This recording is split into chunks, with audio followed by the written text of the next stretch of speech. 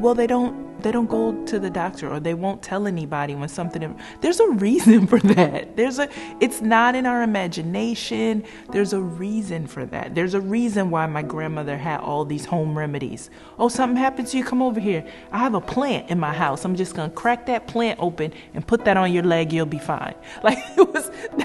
That's how I was raised, because this idea of, going to a place that's supposed to care for you and being traumatized in that place.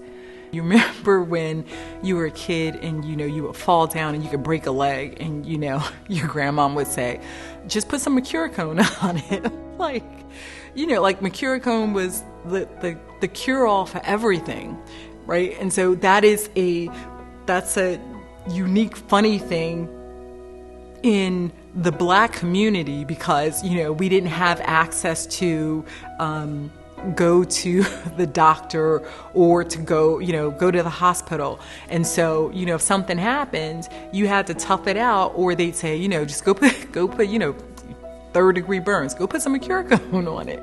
There's been so many negative experience, whether it be with doctors, dentists, or whatever, treating Blacks like they do not matter. And that's why I believe a lot of Blacks refuse to go to doctors, refuse to go to dentists, because of the experiences they had from their families or from their loved ones. How many times do Black men or women walk into a doctor's office and people don't want to greet them, are afraid to touch them to this day, thinking that something is wrong with their skin, right? Because of the color. There was a lot of cognitive dissonance back in the day, where they thought we couldn't feel pain. That's why they were able to treat us the way they did when we were slaves, because we weren't treated as human. You can do that to them because they don't feel pain the same way. We are suffering the residual side effects of what happened centuries ago. And so because of that, we still don't feel safe showing up in those spaces to address our physical health. What happened to Serena Williams and how she had blood clot and almost died when she was having her daughter.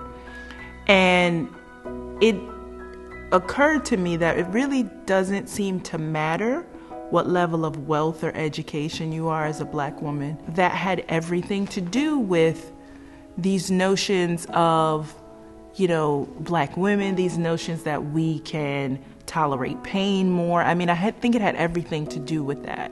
There's no wonder why generations of Black people avoided, doctors' offices and counselors and all of those kind of medical professionals, because they weren't being heard or cared for.